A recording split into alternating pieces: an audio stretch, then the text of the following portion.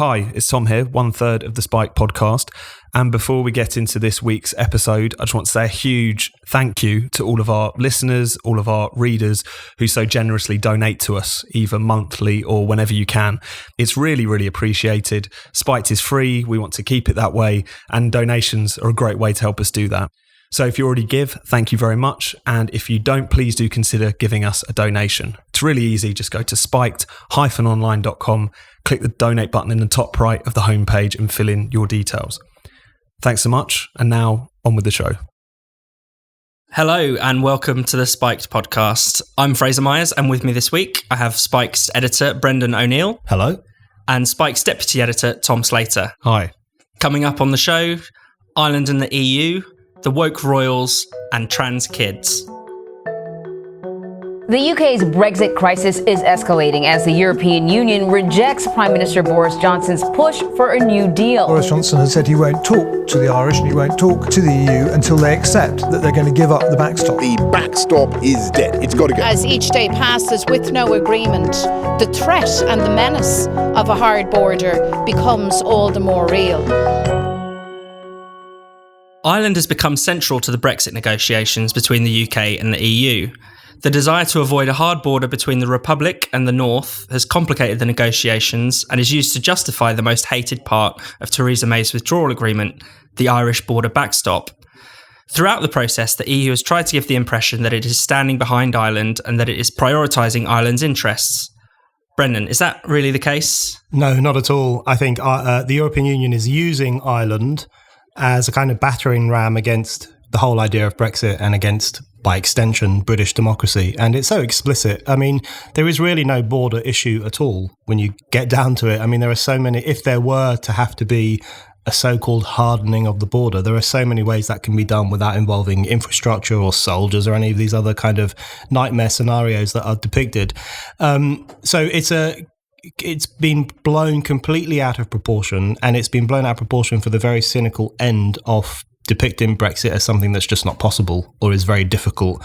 And, you know, the point of the backstop, which is why it's so hated by Brexiteers, is that at some point in the future, we may have to keep Northern Ireland in single market or customs unions arrangements and other parts of the UK too, just to be on the safe side. And so it's a form of political blackmail that is used to undermine Brexit. And I think that's an incredibly dangerous thing. It's very destructive to Anglo-Irish relations because it is using Ireland against Britain. And I think that's divisive and destructive.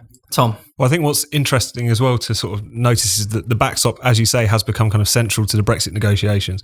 But when this week, when Varadkar talking about the backstop and why he wasn't prepared to suggest to the EU that they should reopen the withdrawal agreement, that they would effectively have talks with Boris Johnson, taking as read that the backstop had to go, he said that the backstop was necessary as a consequence of decisions taken in the UK. And he's kind of got a bit of a point there. Now, the argument that people from both Brussels and Dublin have been making that effectively you can't really maintain the existing border as it is whilst leaving the EU properly. Like, you have to be in some sort of customs union and single market relationship to do that. I don't think that's true.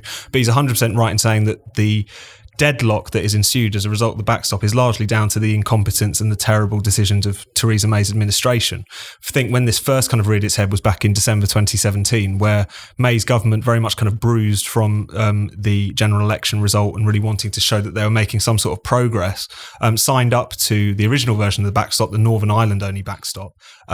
Basically made it quite clear later on that they signed up to it not really knowing what it meant, claiming it was just EU fudge when it was far from that, not actually putting out a legal interpretation of it, so it allowed for the EU lawyers to define what it meant.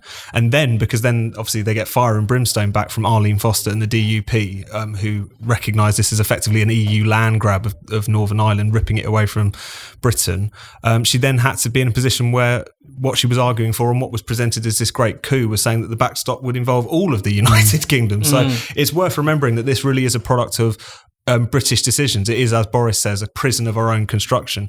And even this goes back to when the talks were started in the first place. You know, this is one thing that before the talks began, David Davis, then Brexit secretary, said that the row of the summer was going to be the sequencing of the talks, because the way the EU wanted to do it was that you would solve the issue of the border, as they put it, and then we would move on later to trade, despite the fact it's trade that would effectively ameliorate the problems of the border. But again, May, just wanting to move on with things, bruised by the general election, agreed to this staging of the talks. So I completely agree. The backstop has always been used as a means through which to effectively just thwart Brexit entirely, or lead us to a Brexit which would effectively keep us in the customs union, collecting tariff revenues for the EU in perpetuity, always being locked into those kinds of arrangements. But at the same time, it is very much a product of the ineptitude and the idiocy of the previous administration. I think it's worth bearing that in mind.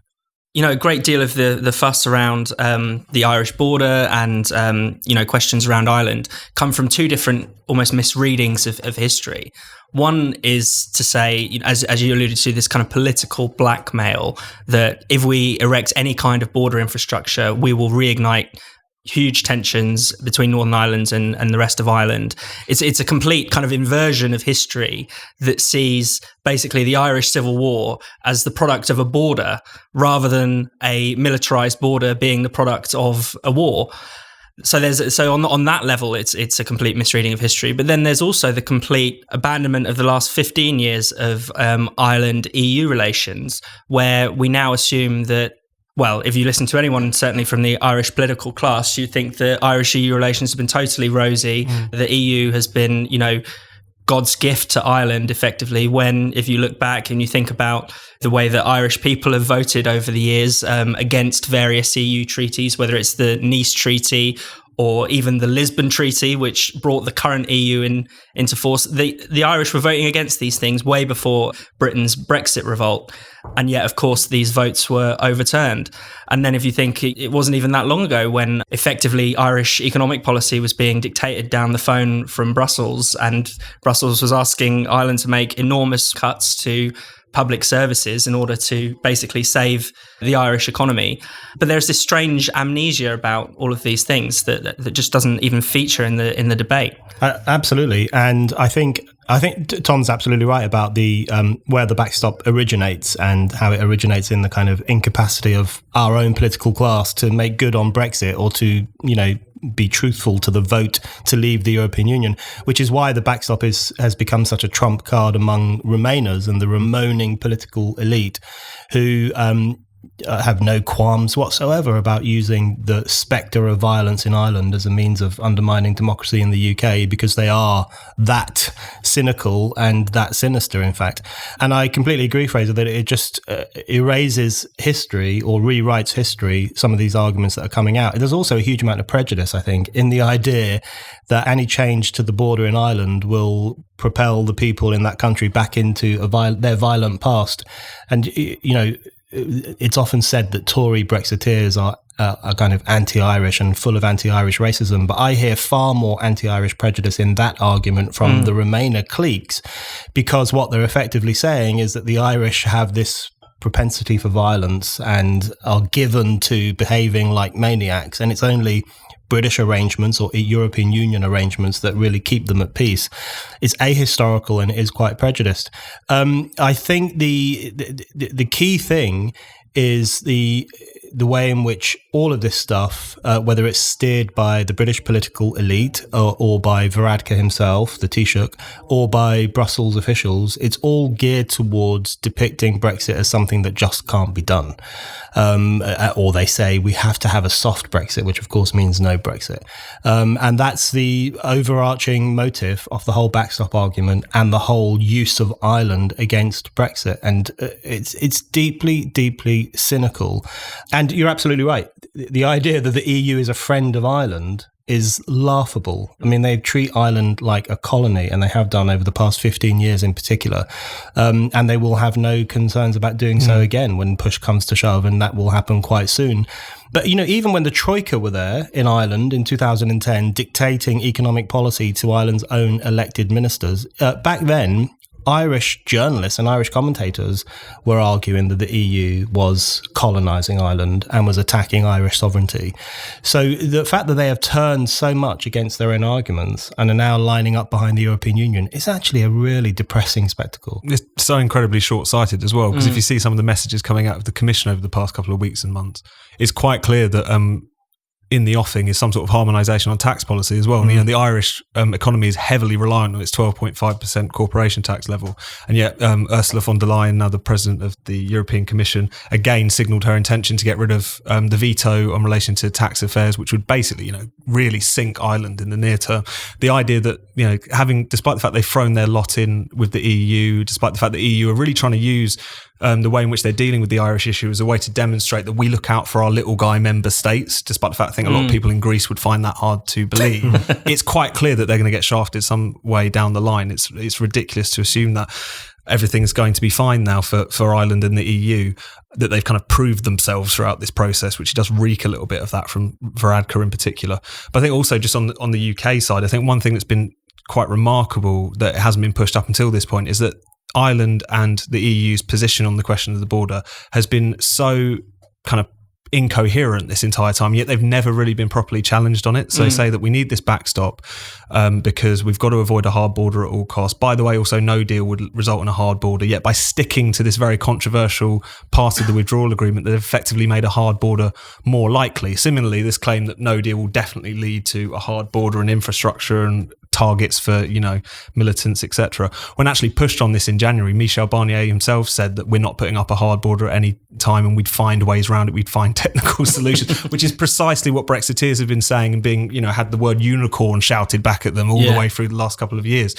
So I think it's a pretty depressing state of affairs for Anglo-Irish relations, but also just whilst it's definitely clear that Ireland have been kind of weaponised by the EU and the Irish border issue has been weaponised against Brexit, it's also remarkable how much they've been able to get away with, because our own political class here, which has always been the main problem with Brexit, have been incapable of pushing the argument and just calling out these ridiculous inconsistencies. And that's absolutely right. And that is the broader story of the whole EU problem, which is not simply that it is this foreign empire stamping its boot on individual nation states, although that does happen, but that it's the complicity of our own political class in the whole process of outsourcing our sovereignty and our lawmaking and other aspects of political life to the European Union.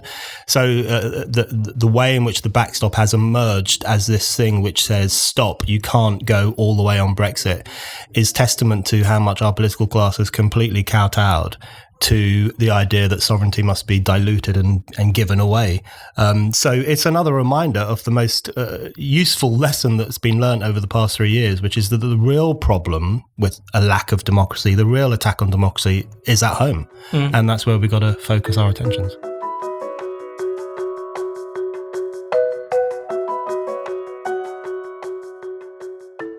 You're listening to the Spiked podcast. If you haven't already, don't forget to subscribe so you never miss an episode. You can subscribe to the podcast through iTunes, Google Play, Spotify, Stitcher, and more. And if your provider allows you to, why not give us a rating and a review while you're there? It really helps new listeners find the show.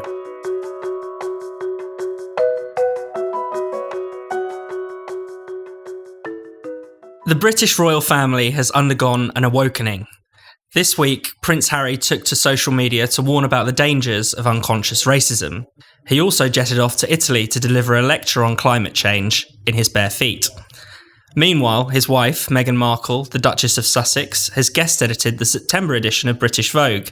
It celebrates 15 female forces for change, most of whom are models and actresses, but they also tick the right diversity boxes and campaign on woke causes like body image, mental health and climate change. Tom, what's your take on these new woke royals? Well, it's been a while in the coming. We've seen for quite a long time that the younger royals in general, not just Harry and Meghan, but also William and Kate, have been very interested in various kind of woke causes. Started with their Heads Together campaign a few years ago, which, as far as I could tell, largely constituted Harry going out giving interviews in which he talked about the struggles of having a shit day. It was very, very vague, but nevertheless, it signalled to the world that they cared terribly. But more recently, especially as Meghan Markle has come on the scene, they've kind of doubled down, particularly Harry and Meghan, on these causes. So as part of this whole recent kind of flurry of news stories, particularly centered around the British Vogue edition that Meghan Markle has edited. It's just like a grab bag of all of the most kind of like ridiculous woke opinions that are slightly ridiculous, and you almost feel like they're not particularly deeply held. People just say them to look good. And it's so interesting as well, the kind of the backlash to the backlash, if you like, because there's been a lot of people who have called this out, either because it's monarchists who don't like the fact that the royal family is becoming too much basically like an kind of A-list celebrity set, and they feel like it's tawdry and unpleasant, and also just from people who don't like being lectured to from the highborn, as it were. But there's this response, which is this insistence that the criticism of Meghan in particular is effectively just racist, even though I have not seen any example in the mainstream media of any kind of explicit racial animus whatsoever. I mean, people just seem to think that because they're criticising her, it must be because of the fact that she is biracial. That can be the only reason. And even in particular, kind of left-wing, nominally Republican people rushing to her defence. And I think it's just a really good example of something we've talked about a lot on this podcast and throughout Spikes in general, which is the way in which identity politics can be a fantastic cover for real privilege. You know, that word privilege gets thrown around a lot in kind of identitarian circles. But you do find yourself in a perverse situation where a woman who was already of very considerable means, married into the royal family, is someone who has this huge wealth, partly at the expense of the taxpayer, as well as esteem and influence just on the basis of that marriage that he's married into, that we have to almost erect this force field around her because of the fact that she has some claim to victimhood, an incredibly tenuous one at that, given the fact that no one really is having that kind of a pop at her. So it's been hilarious in some respects, just because some of the kind of bullshit that these two people have particularly been coming out with. But I think the response to it and the kind of backlash to the backlash was one of the most revealing things about it. Well, one of the things that I find fascinating is the way that identity politics and wokeness of this kind is considered to be left-wing and progressive. And yet, as we've discussed many times on the podcast before, it sits very well with not only with, basically capitalism, but the fact is that with these woke royals, you can see that this kind of politics sits well with feudalism and feudal structures like the monarchy. You know, just how unprogressive does a set of ideas and politics have to be if it can be embraced by the literal monarchs? That's what I was thinking. All woke people should be very concerned that wokeness lends itself so well to the rejuvenation of the monarchy, in essence, and a rediscovery of purpose, particularly among the younger royals. And I think Tom's absolutely right about the really grating way in which any criticism of Meghan Markle or the Duchess of Sussex or whatever bullshit title she's been given by the aristocracy, the way that's all described as racist is so cynical and censorious and explicitly designed to protect her from the normal criticisms and provocations that all public figures ought to be subjected to. And it's like, in the past, criticising the Queen was considered treasonous, and now criticising Meghan Markle is considered racist. It's the same dynamic, this desire to protect these God-given or celebrity-given figures from criticism. But I think, I think there's a serious point beneath all this, beyond the celebrification, which the kind of old-style monarchists really hate, and beyond the ins and outs of whether Meghan should be editing Vogue or not. There is a broader argument about the shift of monarchical style away from the treatment of us as subjects towards the treatment of us effectively as patients. And you can really see that with Harry's and William's mental health campaign, where they relate to the people of Britain as patients, as mental health patients. That's how they speak to us. And, through this woke politics, which is a very dictatorial form of politics, always trying to educate people to be better and to stop being racist and to cleanse their minds of these kind of inherited prejudices. And you think to yourself, it was bad enough when we were subjects of the monarchy, which was always a pretty naff situation to be in. But to be patients of the monarchy is even worse. So you have this bizarre situation where the woke monarchy is presented to us as modernization, but could well be a more prejudiced and patronizing form of royal governance than we had before. And I think all the attempts to protect Meghan Markle from criticism really remind me, there was a lord, a peer in the early 1960s, who published an article about the Queen, a very, very famous article, in which he said she is out of touch, she's a snob, she sounds ridiculous, she's patronizing, she's stiff. And it caused this massive, massive stir. It was really well dramatized in an episode in The Crown. Caused a massive stir and eventually led to reform of the royal family. But the establishment attacked this peer viciously for daring to criticize the Queen. And I think those criticizing Meghan Markle now are actually doing a similar service to democracy in the sense of raising really important questions about the role that she's playing and about the role that the new monarchy will play. The solution, of course, is to abolish the monarchy. It's an absolutely perverse, ridiculous, archaic institution, and they should have no role in public life whatsoever. And if she doesn't want to be a public figure, there's a really simple solution. Get rid of the monarchy and she can go back to being an actress. I think it's interesting as well, just seeing the similarity between a kind of old school monarchical kind of view of society as well as this kind of new woke idea, because it does rely on this sense that you do need people who are kind of above hoi polloi, who are above us and our grubby opinions, who can give us some kind of like structure, or in this case, kind of moral instruction. It's a very similar kind of dynamic, you know. The amount of excitement that the original engagement engendered, the fact that there was a front page comment piece on the Guardian newspaper, nominally a Republican left liberal newspaper, welcoming this and saying that, forevermore, no one can say that to be non-white is not to be British and all the rest of it. And you think this is basically rehabilitating the idea that the royal family represent us, are of us, are to give us leadership and instruction and all these kinds of things. It's fascinating how no one kind of realises their own kind of cognitive dissonance in relation to this particular issue. I think it's interesting because the argument at the moment is that Meghan's being singled out. That seems to be the main thing. You know, you had Kate Middleton guest edited the Huffington Post, although I think it's fair to say did a much more kind of anodyne job than Meghan Markle has done with Vogue. You know, she's basically put herself in the story in every single page of it, more or less. But nevertheless, that seems to be the argument. I don't think that quite stacks up. She has done this kind of celebrity royal thing on a far bigger scale and really asserted herself, made herself central to the story. I think that's why it's engendered more criticism. But at the same time, I think it is worth remembering that Meghan Markle is not single-handedly celebrifying the monarchy. You know, this really started with Princess Diana. There's that kind of great irony in a sense that at the time when, you know, Diana, you know, split with Charles and became this big tabloid story and was really enjoying the limelight and doing charity work very ostentatiously, all the rest of it, monarchists were really concerned that she was going to kind of ruin the monarchy. But in a weird kind of way, she gave them a bit of a lease on life. They had a new way to relate to the public in this more kind of mass culture type of age. They had a new kind of sheen to them now that kind of the old sort of mystical status of the monarchy no longer held. But I think what Meghan in particular has demonstrated is that if you're trying to sustain this kind of historical anachronism purely on the basis of celebrity, celebrities go up and celebrities go down. So I think if there's anything that's a bit of hopefulness in this, despite the fact most people in Britain are quite fond of the monarchy, is that the further they go down this road, I think it actually does demonstrate the weaker the institution is.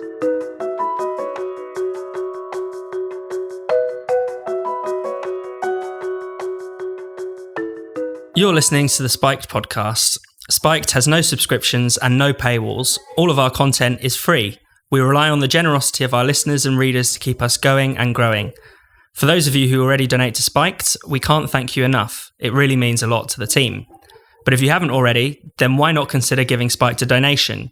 You can make a one-off payment or give monthly by going to spiked-online.com and clicking the big red donate button in the top right corner.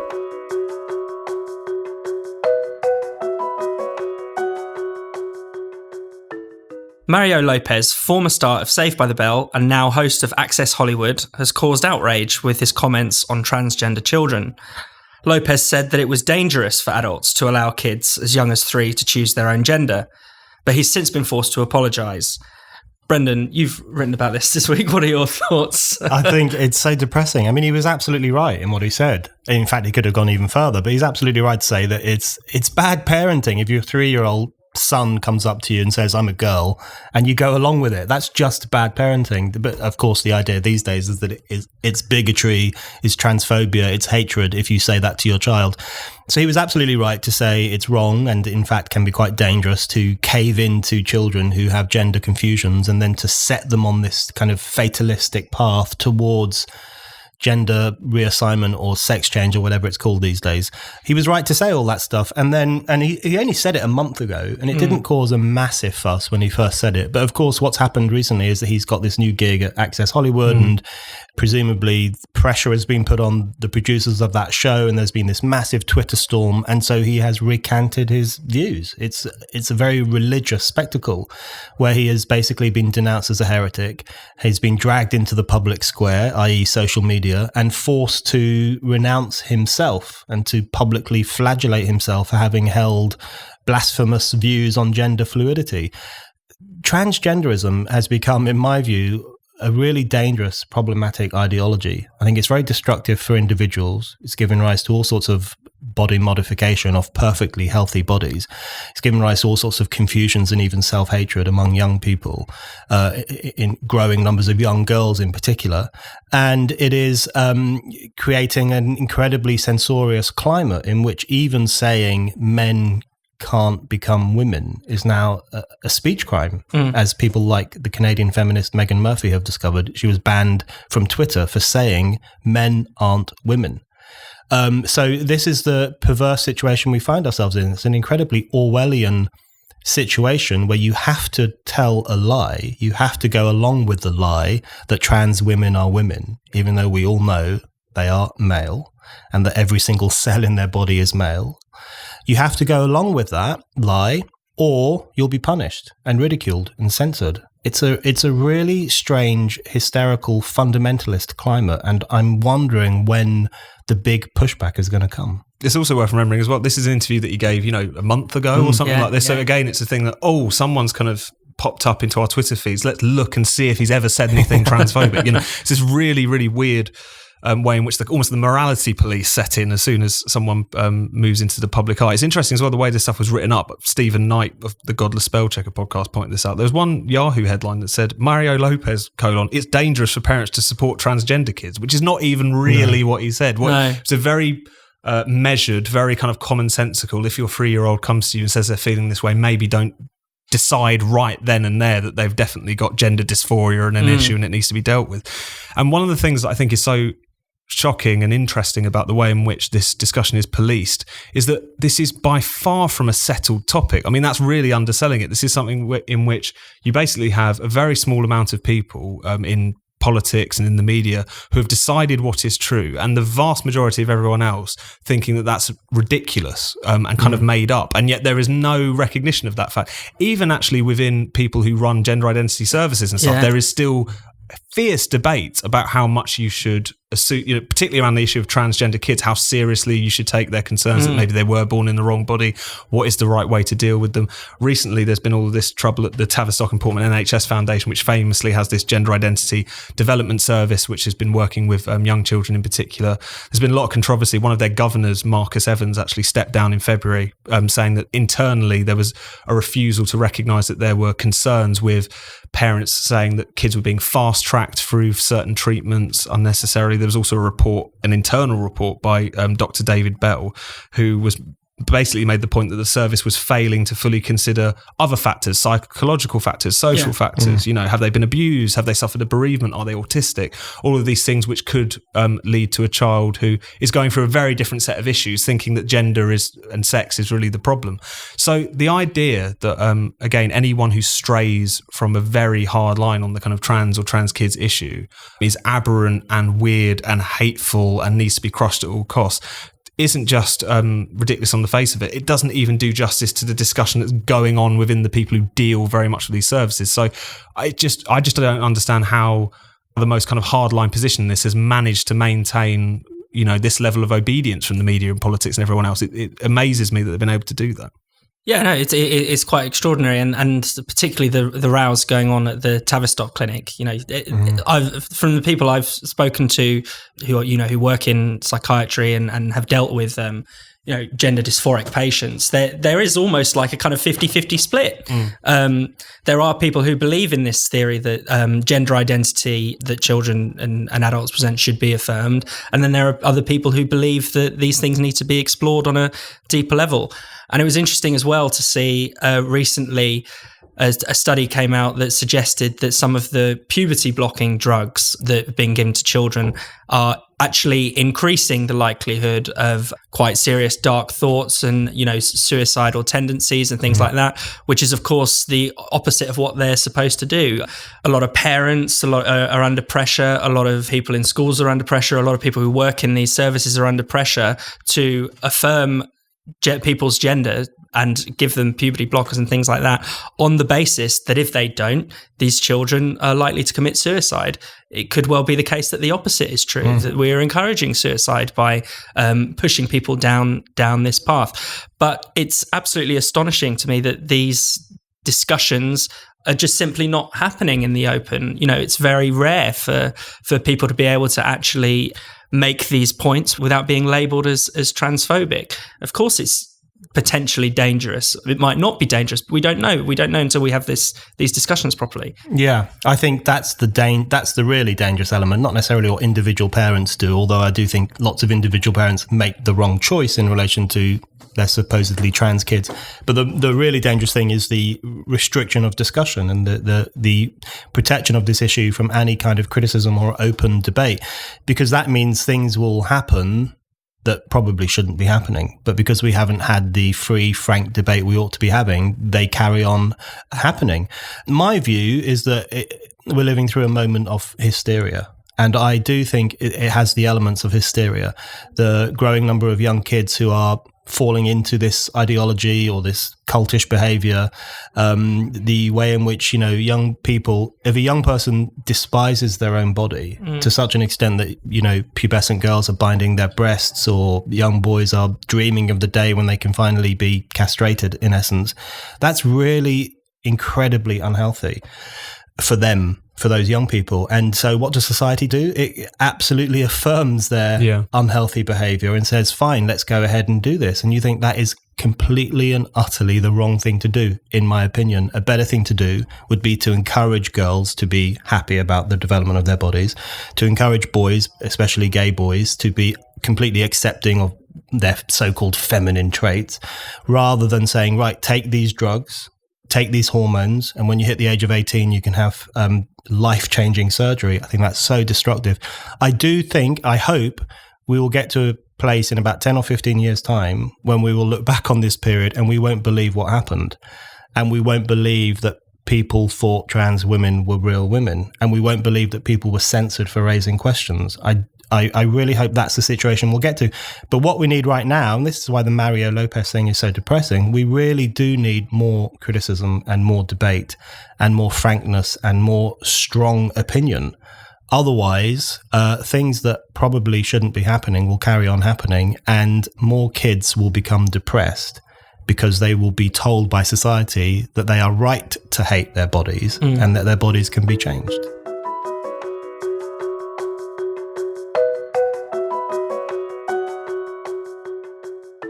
You've been listening to the Spike podcast. If you've enjoyed the show, why not give us a rating, a review, or even a donation?